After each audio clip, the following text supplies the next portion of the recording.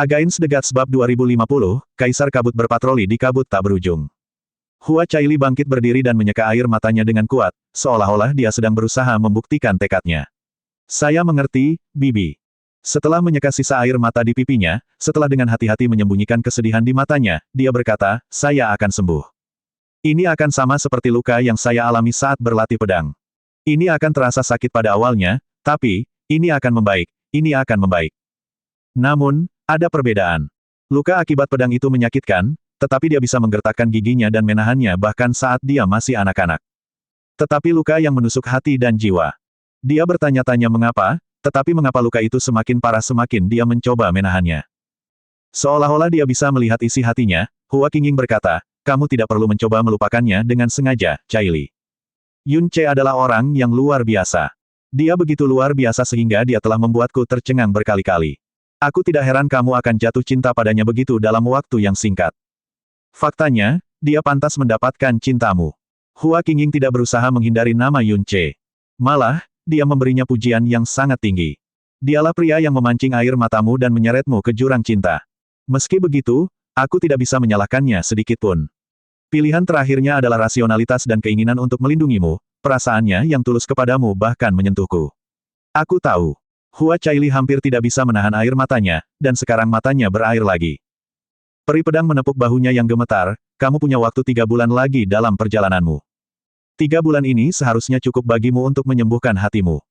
Jika saatnya tiba, aku yakin kamu akan mampu menghadapi pernikahanmu dengan Dian Jiushi dengan versi dirimu yang lebih cerah dan lebih lengkap. Saya tidak bisa mengatakan bahwa Anda tidak akan mengingat kenangan ini bertahun-tahun kemudian tanpa penyesalan atau kesedihan, tetapi saya yakin rasa terima kasih Anda akan lebih besar daripada itu. Kamu, Putri Kuan-Sin, pantas mendapatkan kehidupan seperti itu. Dia belum pernah mengucapkan begitu banyak kata kepada Hua Caili dalam satu kali duduk. Jujur saja, Yun Ce adalah pria yang luar biasa. Tidak mengherankan jika Hua Caili jatuh cinta padanya begitu dalam dan dalam waktu yang singkat. Jika Caili bukan putri ilahi penghancur surga. Hua Qingying teringat pada putra dewa penghancur surga, yang pernah berlutut di depan aula dewa, memohon agar gelarnya dicabut.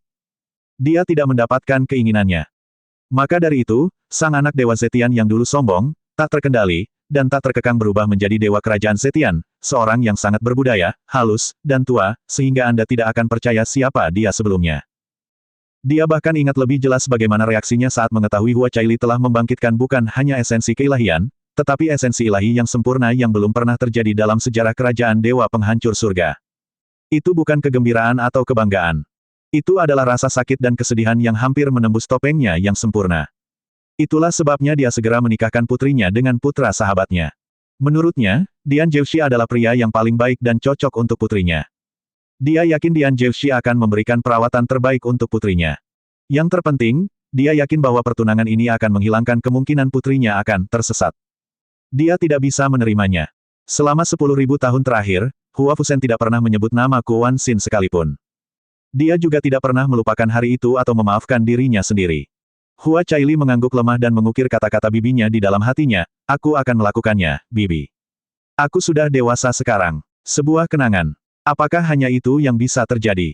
Sebuah kenangan. Atau mungkin aku beruntung bisa memiliki kenangan seperti itu. Tiba-tiba, dia mengerti apa yang dimaksud orang ketika mereka berbicara tentang cinta antara pria dan wanita. Tiba-tiba, dia menyadari betapa beratnya pertunangan yang dia terima tanpa berpikir panjang. Tiba-tiba, ia tahu bahwa seiring statusnya yang tinggi, semakin banyak pula belenggu yang membelenggunya. Tiba-tiba, dia mengerti mengapa bibinya menanyakan semua pertanyaan itu saat itu. Kalau saja dia boleh memilih, dia lebih memilih untuk tetap bodoh. Jika dia bisa mengulang semuanya, dia lebih memilih untuk tidak. Tidak. Bahkan jika aku punya kesempatan untuk mengulang semuanya, aku tetap lebih suka bertemu dengannya daripada tidak. Hua Qingying tahu betapa bingung dan sakitnya perasaan Hua Caili saat ini meskipun ia berusaha keras meyakinkan bibinya bahwa ia baik-baik saja.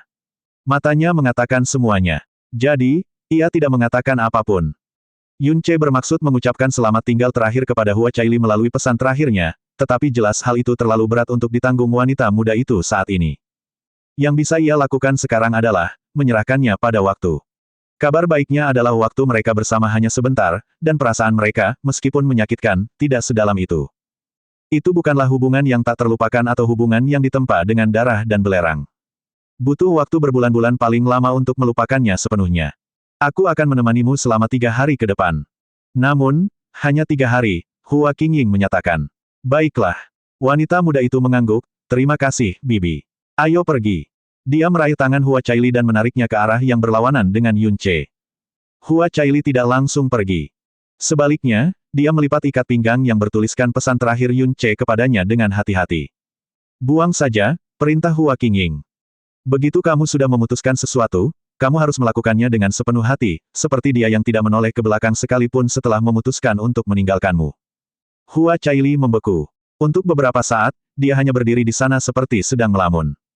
Akhirnya, dia membungkuk dan meletakkan ikat pinggang itu di tanah yang tertutup salju. Hua Qingying mengangguk tanpa terasa. Keduanya perlahan mulai berjalan menjauh darinya. Mereka baru saja berjalan beberapa langkah ketika Hua Caili tiba-tiba melepaskan diri dari cengkeraman Hua Qingying. Dia berlari ke sabuk itu dan meraihnya dengan satu gerakan cepat. Tangannya pucat seperti salju pada awalnya, dan sekarang, warnanya seperti mayat. Dia mencengkeramnya begitu erat seolah-olah dia ingin menyatukannya dengan daging dan darahnya. Hua Qingying menoleh ke arahnya dan mendesah, ini bukan pilihan yang baik. Namun, wanita muda yang biasanya menuruti semua keinginannya itu tidak mengendurkan genggamannya sedikitpun. Ia berkata pelan, ibu telah pergi selama bertahun-tahun, tetapi aku tahu ayah seringkali memeriksa potretnya ketika ia mengira tidak ada yang melihat. Setiap kali ia melakukan itu, dia akan tenggelam melihat wajah ibu selama berjam-jam. Kalian berdua tidak sama, jawab Hua Qingying. Ayah dan ibumu telah melalui hidup dan mati serta berjuang melawan tradisi dan takdir dengan mempertaruhkan nyawa mereka. Hubungan mereka adalah hubungan yang ditempa dalam api dan belerang. Dibentuk hingga ke sumsum dan jiwa mereka. Namun, hubungan kalian dengannya hanyalah hasil dari sebuah kecelakaan dan ketertarikan bersama, tidak ada waktu yang lebih baik untuk memutuskannya daripada sekarang. Tapi itu tidak bisa dipisahkan. Tidak sepenuhnya. Tidak akan pernah sepenuhnya. Hua Caili berdiri dan melingkarkan ikat pinggang di pergelangan tangannya, meregangkan inderanya hingga ekstrim untuk merasakan kehangatan yang tersisa. Bagaimanapun, dia dan aku pasti akan bertemu lagi suatu hari nanti.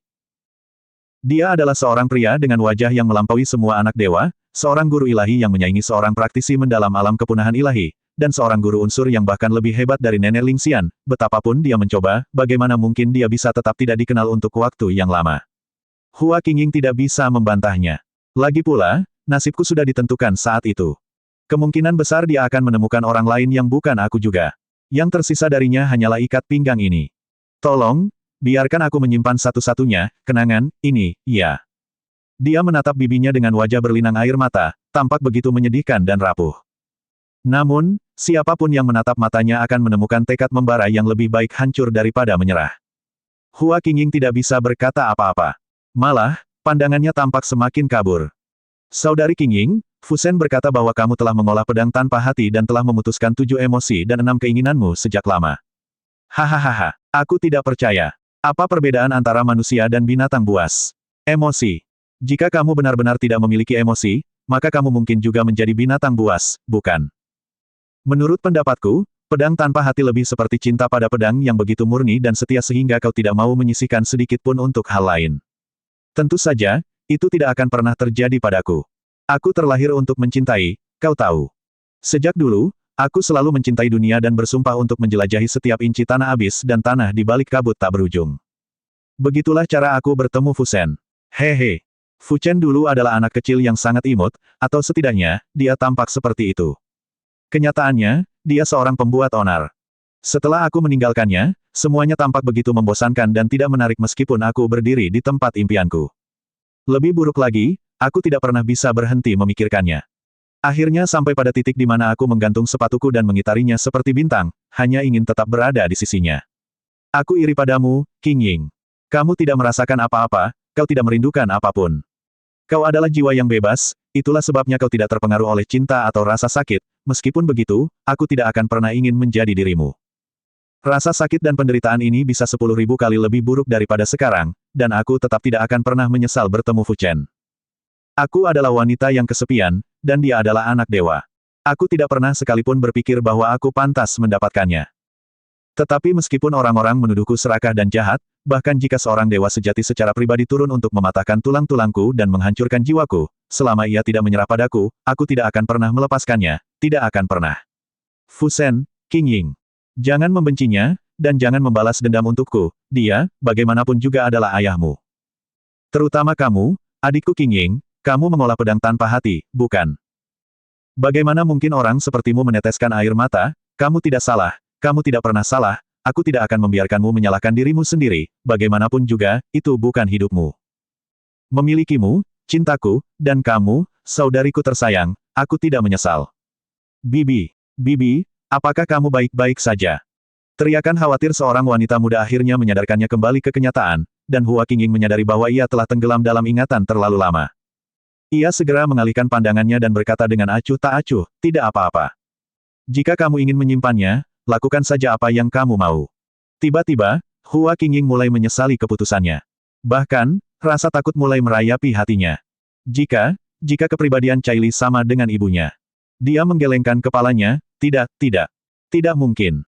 Bahkan jika dia adalah tiruan jiwa ibunya, hubungan dia dan Yun Ce sangat jauh dari Fu Shen dan ibunya.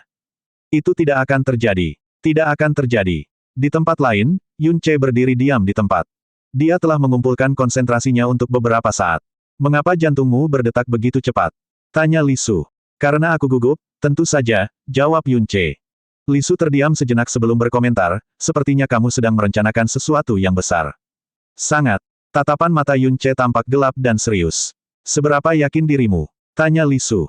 Aku 90% yakin itu akan berhasil, jawab Yun Ce tanpa ragu. Li Su terdiam sejenak seolah-olah dia tidak bisa berkata apa-apa.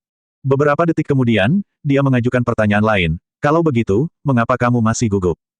Karena harga dari kegagalan, betapapun kecil kemungkinannya, adalah kehancuran. Dia berjanji pada Ciu Yao bahwa dia tidak akan pernah mempertaruhkan nyawanya. Akan tetapi, wanita yang menghalangi jalan pintasnya itu juga merupakan praktisi mendalam nomor satu di bawah para dewa, wanita yang dapat membunuhnya dalam sekejap jika dia mau, wanita yang mereka sebut peri pedang Hua Qingying. Yun Ce mengepalkan jari-jarinya hingga bunyinya berderak dan pecah terdengar di telinganya. Saat dia merasakan aliran debu jurang di sekitarnya, cahaya di matanya semakin redup seolah-olah bersembunyi di tengah debu jurang juga. Mari kita mulai. Inti dari pedang pertama seni pedang Zetian adalah niat. Dengan niat sebagai dasarnya, seseorang dapat menghasilkan kemungkinan yang tak terbatas. Anda dapat mengasimilasi teknik pedang penantang surga, pedang penakluk surga, dan pedang pengendali surga ke dalamnya juga. Begitu Anda terbiasa dengan teknik-teknik tersebut, Anda dapat melupakan teknik sepenuhnya dan melakukan gerakan apapun yang Anda inginkan tergantung pada keadaan. Seorang wanita muda sedang mengayunkan pedang. Pedangnya melesat di udara seperti pelangi, dan wujudnya seperti mimpi. Hua Qingying mengamati setiap gerakan wanita muda itu. Gerakannya masih sedikit lambat dan berantakan dibandingkan dengan puncaknya. Jelas bahwa dia belum sepenuhnya meredakan riak-riak di hati pedangnya. Tiba-tiba, angin dingin bertiup. Hua Qingying sedikit mengernyitkan alisnya. Angin kabut tak berujung itu gelap dan menyesakkan selamanya, tapi barusan, dia benar-benar merasakan hawa dingin yang singkat namun tak terbantahkan. Dia segera melepaskan persepsi ilahinya dan memeriksa sekelilingnya. Seolah memberi isyarat, angin dingin muncul. Hua Caili tiba-tiba berhenti menari dan mendongak. Hua Qingying juga menoleh ke langit. Yang mengejutkan mereka bukanlah anginnya, melainkan kabut hitam yang bergulung-gulung di depan mata mereka. Kapan langit kurang dari 5 kilometer di atas kabut tak berujung menjadi begitu gelap? Seolah-olah awan hitam bergulung-gulung dari kejauhan. Tidak, itu debu jurang. Pusat kabut tak berujung adalah jurang maut purba. Semakin dekat ke pusat, semakin tebal debu jurang.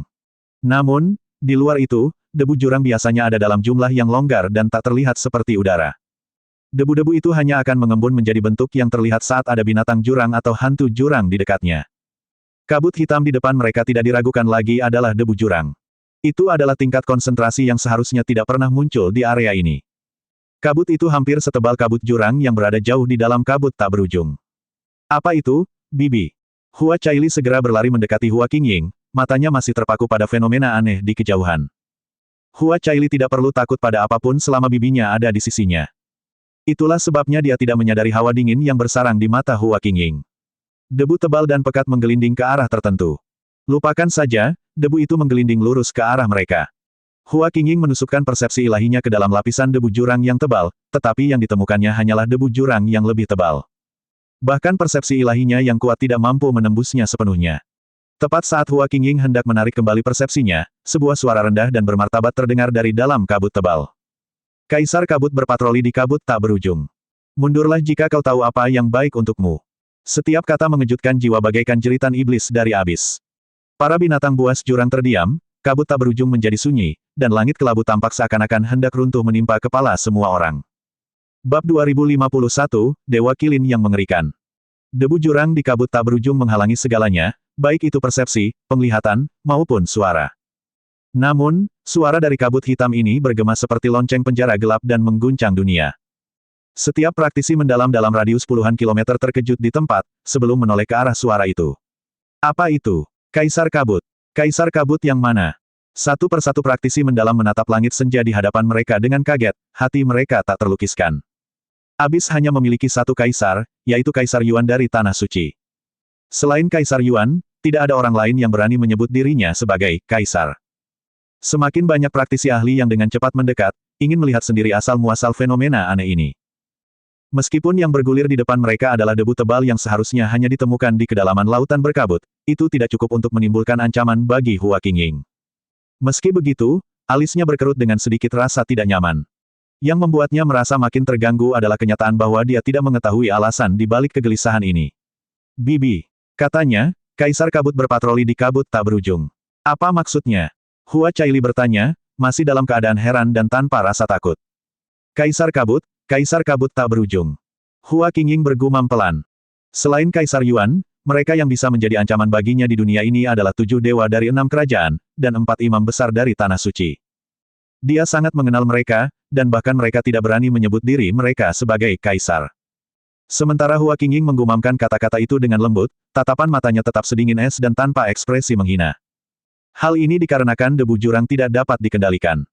Bahkan seseorang sekuat dewa sejati hanya dapat menggunakan sejumlah besar kekuatan ilahi untuk mencapai pembubaran atau isolasi debu jurang yang hampir mutlak. Mustahil bagi mereka untuk membuat debu jurang berkumpul dengan patuh seperti ini, terutama pada tingkat konsentrasi dan skala seperti ini. Kaisar Yuan tertinggi juga belum pernah mendengar kemampuan seperti itu sebelumnya. Ayo pergi, Caili. Dia memegang tangan Hua Caili dan berbalik untuk pergi. Kalau dia sendirian, dia pasti bisa mengungkap akar permasalahannya. Namun, dengan Hua Caili di sisinya dan sedikit rasa gelisah di hatinya, situasi aneh yang melampaui persepsinya ini membuatnya memilih mundur tanpa sedikit pun keraguan. Dia belum pernah mendengar tentang Kaisar Kabut ini seumur hidupnya. Ada 99% kemungkinan bahwa itu adalah seseorang yang sedang bermain-main, tetapi jika itu adalah sesuatu yang dapat membuatnya merasa sedikit tidak nyaman, dia tidak akan pernah membiarkan Hua Caili berada dalam bahaya. Hah! Hua Caili tampak membeku sesaat, dan baru pada saat itulah dia menyadari ekspresi bibinya dan segera mundur bersamanya. Sayangnya orang-orang bodoh tidak memiliki rasa takut dan orang-orang yang tidak memiliki rasa takut tidak akan takut terhadap apapun. Semakin banyak praktisi mendalam tertarik pada situasi tersebut dan bersama mereka terdengar suara ejekan. Kaisar Kabut. Siapa yang berani menyebut dirinya kaisar dengan Kaisar Yuan di sini? Jangan berpikir bahwa kau bisa bicara seenaknya hanya karena kau berada di kabut tak berujung. Haha. Berpura-pura bahwa gumpalan kabut adalah debu jurang. Aku tidak pernah repot-repot melakukan hal kekanak-kanakan seperti itu saat aku berusia 30 tahun. Apakah kau mencoba mengumpulkan orang-orang untuk melihat lelukonmu dan menertawakanmu? Penipuan. Hah, menyatakan diri sebagai kaisar sama saja dengan menggali kuburmu sendiri. Di tengah teriakan keras, seseorang tiba-tiba menyerang dan kilatan petir menyambar kabut tebal. Petir ungu membelah langit gelap dengan suara melengking yang mencengangkan. Saat mendekat, panjangnya hampir 3 kilometer saat menyambar. Kekuatan semacam ini secara mengejutkan berada di setengah langkah alam kepunahan ilahi dan membuat kerumunan praktisi yang mendalam terdiam. Ledakan. Petir menyambar dan kabut ungu bersinar di langit. Kerumunan praktisi mendalam yang awalnya berencana untuk memeriksa badut mana yang sedang bermain-main dan menyebut diri mereka sebagai Kaisar Kabut, langsung terkejut dan linglung. Di tempat petir menyambar, kabut tebal yang seharusnya langsung musnah hanya sedikit menghilang karena ledakan sebelum perlahan berkumpul kembali. Hanya dalam beberapa tarikan napas, kabut itu telah kembali ke keadaan semula tanpa sedikit pun perubahan warna atau bentuk. Seolah-olah petir yang menggelegar itu hanyalah cahaya ungu yang tidak berdaya. Praktisi mendalam yang menyerang itu memiliki aura abadi. Di belakangnya ada puluhan murid sehingga jelas bahwa dia adalah seorang pemimpin sekte atau tetua. Pada saat ini lengannya tetap di udara. Ekspresinya membeku, seolah-olah dia tidak berani mempercayai matanya sendiri. Di tengah keheningan yang tiba-tiba, kabut hitam di depan mereka tiba-tiba berubah bentuk. Di bagian paling atas, sepasang mata abu-abu perlahan muncul.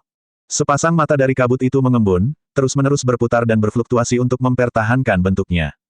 Namun, mereka yang berada di dekatnya benar-benar merasakan sensasi yang tak tertandingi saat sedang ditatap. Itu dengan paksa menghentikan napas mereka dan menyebabkan jiwa mereka bergetar. Rasa dingin yang menusuk tulang mengalir ke punggung mereka dan rasa takut yang tak terlukiskan dengan cepat menyebar ke seluruh tubuh mereka. Apa-apaan itu? Itu bukan kabut. Jadi itu, benar-benar debu jurang. Bagaimana ini mungkin? Dewa sejati hanya bisa membubarkan, bagaimana seseorang bisa mengendalikan debu jurang. Hal yang tidak diketahui merupakan ketakutan terbesar, terutama saat hal yang tidak diketahui itu terwujud di depan mata mereka. Sebelum mereka sempat bereaksi dengan benar terhadap ketakutan yang mendalam ini, suara yang mengerikan itu sudah terdengar lagi, aku adalah kaisar yang memerintah kabut tak berujung. Aku tidak ingin dekat dengan makhluk biasa. Kalian makhluk rendahan yang tidak berguna berani melanggar perintahku. Kejahatan kalian tidak dapat dimaafkan, jadi hukuman kalian adalah kematian. Kemarahannya tidak meluap, tapi setiap kata-katanya cukup menyayat hati dan membuat jiwa merinding. Ketika kata terakhir diucapkan, kabut hitam tebal itu tiba-tiba runtuh dan dengan cepat tersebar. Bayangan hitam yang seluruhnya tertutup debu jurang dan tidak dapat dirasakan oleh siapapun juga lenyap tanpa suara ke dalam kegelapan bersama dengan debu jurang yang berterbangan.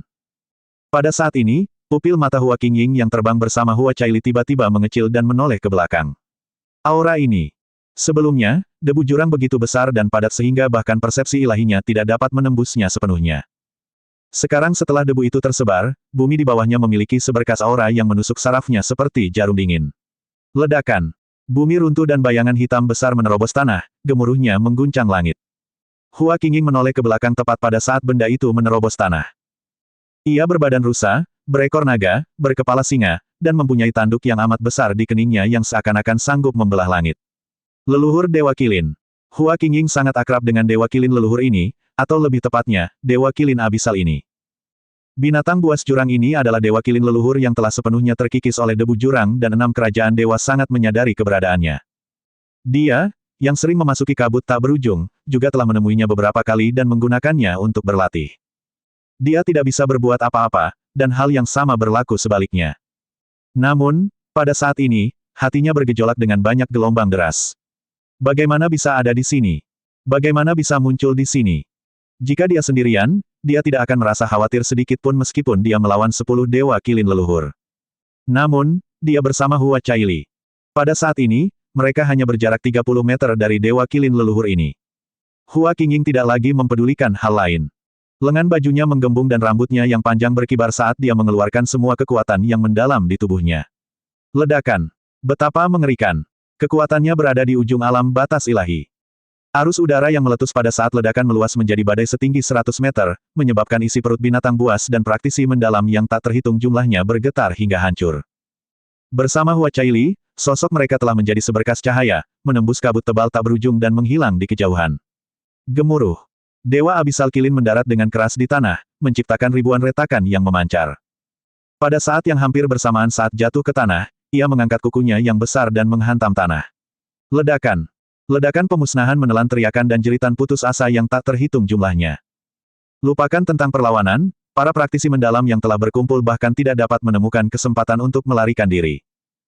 Mereka terguncang jatuh dari udara seperti nyamuk kecil, dihancurkan oleh kekuatan penghancur yang dahsyat, dan kemudian terkubur di tanah kabut tak berujung yang bergolak, tidak lagi dapat mengeluarkan suara lagi. Hua Qingying menoleh dengan tatapan dingin. Ratusan siluet pedang langsung membentuk formasi pedang defensif untuk melindungi sekelilingnya dengan sisa kekuatan mendalam yang bisa dikerahkannya, semuanya dilemparkan ke Hua Caili. Bibi! Hua Caili berteriak kaget. Telinganya kemudian berdengung dengan suara kehancuran yang cukup untuk menelan dunia saat semua yang ada di hadapannya langsung menjadi kosong. Dalam sekejap, darah menyembur keluar dari 7 lubang Hua Caili sementara wajahnya menjadi sepucat kertas putih. Tetesan darah berceceran di punggung tangan Hua Qingying dan di kerah bajunya. Dia mengepalkan tangannya, jantung pedangnya sedikit kacau. Dia adalah seorang fanatik pedang, seorang yang abadi dalam hal pedang. Subjek terburuknya adalah kekuatan perlindungan dan dia tidak pernah membawa artefak mendalam yang dapat menyelamatkan nyawa. Dia sangat jelas tentang kengerian Dewa Kilin leluhur ini. Jika dia berdiri di batas manusia, maka dia berdiri di batas binatang buas. Sekalipun Hua Caili sudah setengah langkah memasuki alam kepunahan ilahi, dia tetap akan mati pada jarak ini jika dia disentuh oleh kekuatan Dewa Kilin. Itu hanya kekuatan satu cakar beberapa saat yang lalu. Bahkan dengan kekuatannya melindungi Hua Caili, dia masih menerima cedera yang tidak bisa digambarkan sebagai ringan. Jika mereka tidak dapat melarikan diri secepat mungkin dan menerima beberapa pukulan lagi. Saat jantungnya bergejolak, suara gemuruh lain datang dari belakang. Dan apa yang datang dari belakang adalah kekuatan yang jauh lebih kuat dari sebelumnya. Seolah tertarik oleh ledakan aura Hua Qingying, aura Dewa Kilin abisal mengunci tubuh Hua Qingying dengan kuat. Kedua kukunya menghantam tanah. Kekuatan Dewa Kilin yang ganas dan tak tertandingi merobek ruang dan menghancurkan tanah seperti palu penghancur yang kejam, langsung menutupi ruang tempat Hua Qingying dan Hua Caili berada. Hua Qingying berbalik, mengacungkan pedang akhir abadi, dan menyapu ribuan sinar pedang yang menakjubkan. Dalam sekejap, kekuatan yang datang dari Dewa Abisal Kilin hancur seperti sepotong kain dan lenyap begitu saja. Keajaiban ini hanya dimiliki oleh Hua Qingying. Meskipun pedang abadi dapat dengan mudah menghancurkan momentum lawan, mustahil untuk sepenuhnya memusnahkan kekuatan yang datang. Getaran angkasa itu disertai suara muncratan darah. Setetes darah menyembur keluar dari bibir Hua Caili dan melepuhkan lengan Hua Qingying, hampir seketika menimbulkan lubang di hatinya. Tangannya menutupi bagian belakang jantung wanita muda itu, dengan cepat menyembuhkan luka-lukanya dengan jari-jari yang sedikit gemetar. Ini adalah pertama kalinya dalam ribuan tahun jantung pedangnya benar-benar kacau. Dosa tahun itu tak dapat ditebus lagi. Hari itu, dia diam-diam bersumpah bahwa pedang di tangannya dan sisa hidupnya akan didedikasikan untuk melindungi putrinya. Bagaimana bisa? Bibi, jangan khawatir. Wanita muda itu memanggil dengan lembut, hampir terengah-engah. Namun, dia masih bergerak untuk menggenggam tangannya yang sangat dingin dengan lembut. Aku, baik-baik saja. Kecepatan Hua Qingying tiba-tiba melambat saat dia menghembuskan napas panjang. Caili, bisiknya pada wanita muda itu, lari. Jangan menoleh ke belakang dan jangan berhenti. Setelah dia selesai berbicara, dia dengan keras menghantamkan telapak tangannya ke belakang bahu Hua Caili. Hua Caili dengan cepat terbang ke kejauhan seperti sinar pedang yang menyapu. Adapun Hua Qingying, dia langsung berbalik, pedang akhir abadinya meledakkan gelombang pedang panjang ke arah Dewa Kilin Abisal. Telapak tangannya tadi pasti akan memperparah luka Hua Caili, tetapi itu adalah satu-satunya pilihannya setelah dengan cepat mempertimbangkan pilihannya. Untuk melindungi Hua Caili, dia harus membuatnya meninggalkan jangkauan kekuatan Dewa Abisal Kilin. Dia, pada gilirannya, harus menggunakan aura dan sinar pedangnya untuk menariknya ke arah yang berlawanan secepat mungkin. Ding! Pedang akhir abadi melesat keluar dan gelombang pedang yang panjang menembus puluhan meter ruang dalam sekejap, melesat lurus ke arah mata Dewa Kilin Abisal bagaikan meteor yang menghancurkan langit. Suara benturan logam yang memekakkan telinga terdengar dan gelombang pedang itu hancur saat cahaya gelap di mata kanan Dewa Abisal Kilin padam. Raungannya menjadi semakin dahsyat dan tubuhnya yang besar sepanjang ratusan meter melompat ke udara, menerkam tepat ke arah Hua Qingying yang mendekat. Gemuruh. Bumi yang baru saja dilanda bencana runtuh sekali lagi saat kekuatan Dewa Kilin Abisal meleset dari sasarannya dan hanya mengenai bayangan yang memudar dengan cepat.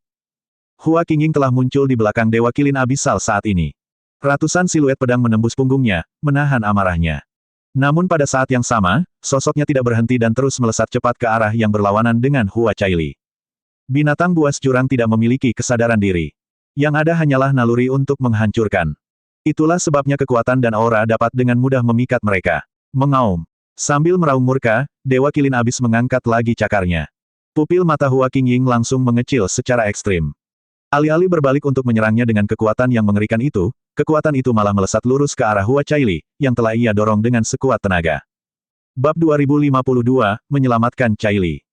Hal ini benar-benar bertentangan dengan pemahaman Hua Qingying tentang binatang buas jurang, tetapi dia tidak punya waktu, bahkan sedetik pun, untuk merasa heran. Itu karena kengerian telah memenuhi hati dan jiwanya.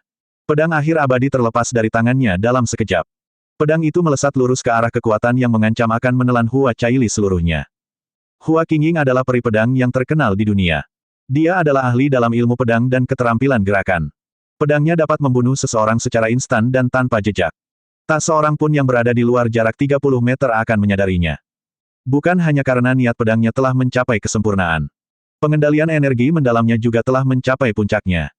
Sederhananya, itu adalah fokus energi mendalam di sekitar pedangnya untuk mencapai kompresi ekstrim dan penguasaan energi mendalam. Bahkan gumpalan energi mendalam yang terkecil pun dapat merenggut nyawa sesuai keinginan pedangnya. Dia duduk di ujung spektrum yang berlawanan jika dibandingkan dengan gaya pedang Yunce. Sejak Hua Qingying menguasai seni pedang penghancur surga, dia tidak pernah kalah di tangan seseorang yang memiliki tingkat kultivasi yang sama dengannya. Bahkan jika lawannya memiliki tingkat kultivasi, berat, dan kepadatan energi yang sama persis dengannya, dia akan selalu bertahan lebih lama dari lawannya.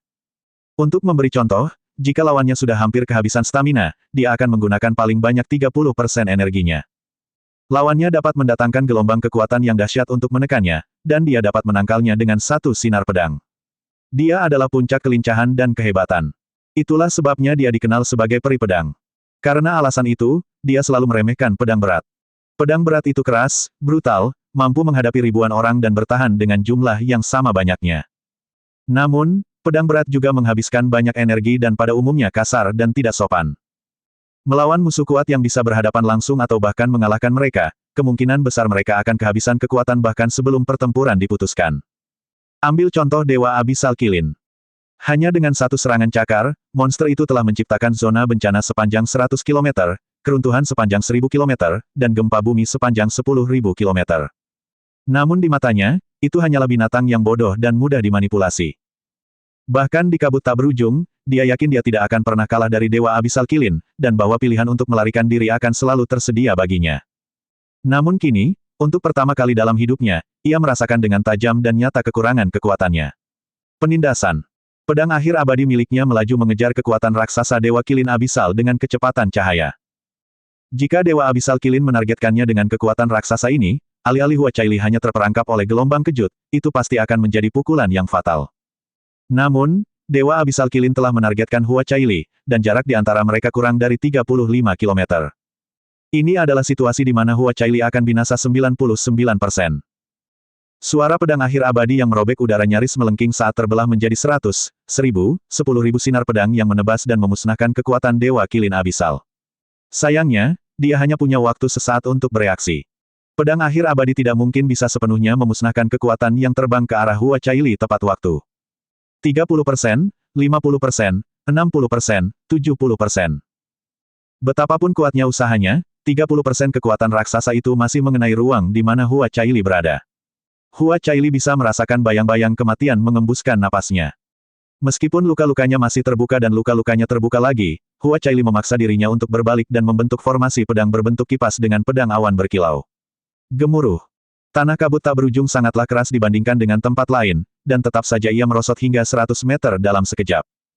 Pedang awan mengkilap terlihat lebih redup dari biasanya karena hantaman yang dihasilkan melemparkannya jauh, jauh sekali. Adapun Caili, dia tersapu seperti daun kering di tengah badai. Dia terbang jauh, jauh, jauh sekali sebelum akhirnya menghantam tanah dingin dan mati dengan bunyi dentuman yang memuakkan. Warna merah menyala dengan cepat menyebar ke seluruh pakaiannya yang putih bersih, menggambarkan gambaran yang suram. Caili. Penglihatannya kabur dan kadang-kadang berubah antara putih bersih dan abu-abu kusam. Dia juga samar-samar mendengar bibinya meneriakkan namanya. Suaranya dipenuhi dengan kepanikan dan teror yang belum pernah didengarnya sebelumnya. Dia tidak bisa merasakan sakit. Dia hampir tidak bisa merasakan tubuhnya sendiri. Bibinya pernah mengatakan kepadanya bahwa cedera yang membuatnya bisa merasakan sakit biasanya tidak berarti, tidak peduli seberapa parahnya. Di sisi lain, dia tidak boleh mengabaikan cedera parah yang membuatnya tidak bisa merasakan sakit sama sekali, karena itu berarti tubuh dan jiwanya berada di ambang kematian. Jari-jarinya yang berlumuran darah menggali ke dalam tanah, tetapi dia tidak punya kekuatan untuk mendorong dirinya ke atas. Pandangannya makin lama makin kabur, dan emosi pertama yang muncul dalam benaknya adalah putus asa. Putus asa karena bisa merasakan hidupnya cepat berlalu dari genggamannya. Ayah, bibi, tuan, muda, Yun. Bencana itu belum berakhir. Murka Dewa Qilin Abisal menyerang lagi. Kedua cakarnya yang bergejolak dengan energi Qilin Abis menghantam tanah di bawahnya dengan sekuat tenaga. Kali ini serangannya tidak ditujukan ke Hua Caili. Melainkan, serangan berskala luas yang melanda semua yang berada dalam radius beberapa ratus kilometer. Siapapun yang bukan Dewa Setengah akan beruntung jika bisa selamat dari serangan ini. Paling tidak, mereka akan menderita luka parah. Serangan itu meliputi segalanya. Secuil harapan yang berani dimiliki Hua Qingying telah sepenuhnya dimusnahkan oleh serangan baru ini. Tidak ada kemungkinan Hua Caili akan mampu bertahan dari serangan ini dalam kondisinya. Alasan mengapa tubuh raksasa Dewa Qilin Abisal dapat memanggil lautan kekuatan dalam sekejap adalah karena dulunya Dewa Qilin yang melindungi semuanya. Dahulu kala, kekuatan ilahinya digunakan untuk melindungi jutaan orang dan memastikan tidak ada sehelai rambut pun yang terluka. Saat ini, kekuatan itu digunakan untuk tujuan penghancuran. Dahulu kala, ia dapat langsung menciptakan wilayah suci yang melindungi segalanya. Kini, wilayah yang sama memastikan bahwa tidak ada satupun yang dapat lolos dari amukannya. Hua Qingying membeku karena ketidakberdayaan dan keputusasaan yang mendalam. Dia merasa seolah-olah telah melintasi puluhan ribu tahun ke masa lalu, dan kembali ke saat Kuan Xin dihantam 54 paku pengakhir jiwa ke tubuhnya. Saat itu, tidak ada yang bisa ia lakukan untuk menyelamatkan sahabatnya. Ia hanya bisa menyesali dan menebus dosanya seumur hidup. Hari ini, putri sahabatnya, Hua Caili, sedang menghadapi kematian, namun ia tetap tidak dapat berbuat apa-apa. Jaraknya hanya 35 km, tapi itu adalah jurang keputusasaan yang tidak akan pernah bisa ia lewati. Bahkan jika dia bisa menghentikan waktu, bergegas ke sisi Hua Caili, dan menyelamatkannya dari serangan mematikan ini, tidak akan ada yang tersisa untuk mengalihkan perhatian Dewa Abisal Kilin. Dewa itu hanya akan mengejarnya, melampiaskan amarahnya padanya, dan membunuh Hua Caili dalam prosesnya. Tidak ada jalan keluar. Semua hasil mengarah pada kematian Hua Caili. Pedang akhir abadi yang terbang kembali ke tangannya tiba-tiba jatuh ke tanah. Itu adalah gambaran perasaannya saat ini. Kalau saja dia mencengkeram Caili dan berusaha sekuat tenaga untuk kabur dari sana, kalau saja dia tidak berusaha memisahkan diri dari Caili dan berusaha memancing Dewa Kilin Abisal ke tempat lain, itu tetap akan sangat berbahaya. Namun, keadaan mereka tidak akan seputus asa sekarang. Ku Wanxin meninggal karena aku, dan hari ini, putrinya juga akan mati di tanganku. Secara rasional, dia telah membuat keputusan yang paling logis dan benar. Dia telah bertarung melawan Dewa Kilin Abisal beberapa kali, dan dia tahu bahwa kecepatannya sangat mengejutkan meskipun ukurannya sangat besar. Jika dia memilih untuk meraih Hua Caili dan melarikan diri dengan sekuat tenaga, dia masih akan membutuhkan setidaknya 100 napas untuk melepaskan diri dari Dewa Kilin Abisal. 100 napas adalah waktu yang sangat lama. Bahkan jika dia melakukan segala daya untuk melindungi Hua Caili, tekanan ilahi yang mengerikan dan gelombang kejut spasial yang berasal dari Dewa Abisal Kilin akan cukup untuk memperburuk luka-lukanya hingga dia meninggal. Oleh karena itu, pilihan itu bukanlah pilihan sejak awal. Mengirim Hua Caili pergi dan tinggal untuk mengalihkan perhatian Dewa Abisal Kilin adalah satu-satunya pilihan yang dimilikinya. Namun, dia tidak pernah membayangkan bahwa Dewa Kilin Abisal akan menyerang Hua Caili yang melarikan diri. Itu tidak masuk akal. Dewa Kilin itu seharusnya tertarik pada aura dan kekuatannya, jadi mengapa? Hua Qingying masih dicengkeram oleh keputusasaan kelabu ketika sebuah raungan naga yang mencengangkan membelah udara. Mengaum. Jiwa pedang Hua Qingying bergetar, dan mata abu-abunya langsung kembali jernih. Anggota tubuh Dewa Kilin Abisal yang terangkat dan kekuatan yang melonjak tiba-tiba berhenti. Jeda itu singkat, tetapi cukup waktu bagi sebuah siluet untuk melesat keluar dari ruang yang tidak stabil, menyerbu ke arah Hua Caili, dan mengangkat tubuhnya yang bersimbah darah dengan kuat namun hati-hati dalam pelukannya. Hua Qingying menatapnya. Debu jurang menghalangi pandangannya, tetapi dia masih mengenali sosok yang langsung menangkap Hua Caili. Yun Ce. Dia begitu teralihkan, sehingga dia tidak menyadari kedatangannya sampai dia muncul. Mengapa dia mendekati zona bencana ini, yang tak seorang pun orang waras atau yang tidak waras ingin tinggal di sana? Kehangatan dan kenyamanan yang menyelimuti gadis itu terasa seperti mimpi. Matanya bergetar hebat saat penglihatannya semakin tajam, dan dia melihat wajah yang dia pikir telah hilang selamanya. Bibirnya terbuka, tetapi dia tidak bisa berkata apa-apa. Air matanya kembali mengaburkan pandangannya. Mantra itu hancur, dan cakar Dewa Kilin Abisal melanjutkan lintasan menurunnya. Namun, ada kabar baik. Gangguan tiba-tiba dalam momentum itu juga telah membatalkan setengah dari kekuatan raksasanya. Gemuruh. Kekuatan kilin alam batas ilahi membuat Hua Qingying melayang di udara, tetapi dia tampaknya tidak menyadarinya sedikitpun. Matanya sepenuhnya terpaku pada dua titik di kejauhan. Dia menyaksikan penghalang kuning menyelimuti Hua Caili dalam sekejap. Itu adalah penghalang batu, energi mendalam yang melambangkan puncak pertahanan. Namun, itu dipadatkan untuk melindungi Hua Caili dan hanya Hua Caili. Pemuda itu tidak menyimpan apapun untuk dirinya sendiri. Tanah terangkat ribuan meter ke udara, seolah menyatu dengan langit kelabu di atasnya. Seperti sepasang perahu kecil yang dihantam gelombang pasang, keduanya terlempar ke kejauhan. Pada saat itu, Hua Qingying dengan jelas melihat retakan yang tak terhitung jumlahnya menyebar di seluruh penghalang yang melindungi Hua Caili. Namun, penghalang itu tidak pecah sampai dia mendarat di tanah. Yun Ce tidak menutupi dirinya dengan penghalang. Dia telah menerima serangan setengah kekuatan dari Dewa Abisal Kilin dengan tubuh telanjangnya. Pemuda itu berdiri, jubah hitamnya tampak lebih gelap dari biasanya. Hua Qingying tahu bahwa itu bukan ilusi. Pakaiannya tampak lebih gelap karena seluruhnya berlumuran darah. Kultivasi Yun Ce menandainya sebagai Divine Master level 3, tetapi baik kekuatan maupun tubuhnya sebanding dengan praktisi mendalam kepunahan ilahi tahap awal. Pada jarak itu, dia pasti bisa memblokir gelombang kejut Dewa Abisal Kilin sebagian, jika tidak sepenuhnya jika dia memfokuskan seluruh kekuatannya untuk membela diri. Anehnya, Yun Ce malah memilih untuk melindungi Hua Caili dengan sekuat tenaga. Hasilnya sudah jelas. Bahkan dengan tubuh Dewa Setengah dan Dewa Naga, kondisi fisiknya pasti sangat buruk. Paling tidak, dia pasti sedang berjuang dengan banyak tulang yang remuk dan organ dalam yang pecah saat ini. Meski begitu, dia tetap berdiri secepat yang dia bisa dan berlari menuju Hua Caili, meninggalkan jejak merah terang di bawah kakinya. Pada saat yang sama, suara lemah namun tegas memasuki telinga Hua Qingying. Tolong, tunda binatang buas itu, senior, aku bersumpah, aku akan melindunginya dengan nyawaku. Yun Ce mengangkat Hua Caili ke dalam pelukannya sekali lagi dan menciptakan penghalang baru. Kali ini, penghalang itu menutupi dirinya dan wanita muda itu. Jelas sekali bahwa dia terluka parah, tetapi entah bagaimana dia menemukan kecepatan yang seharusnya tidak mungkin dilakukan mengingat kondisinya saat ini dan melesat ke kejauhan. Ses. Pedang akhir abadi yang jatuh itu terangkat ke udara sekali lagi, dan energi yang mendalam berputar di sekitar Hua Qingying. Dia jarang sekali mengeluarkan energi yang mendalam, tetapi kali ini, pusaran energi yang mendalam yang dia panggil begitu kuat sehingga mengangkat rambut dan pakaiannya. Pedang itu menunjuk ke arah tertentu, dan sebuah layar pedang turun dari atas. Layar itu dengan cepat berkembang biak menjadi 1000 layar pedang. Dia jarang menggunakan pedang untuk bertarung melawan musuh, tetapi saat ini, dia tidak bermaksud untuk menekan.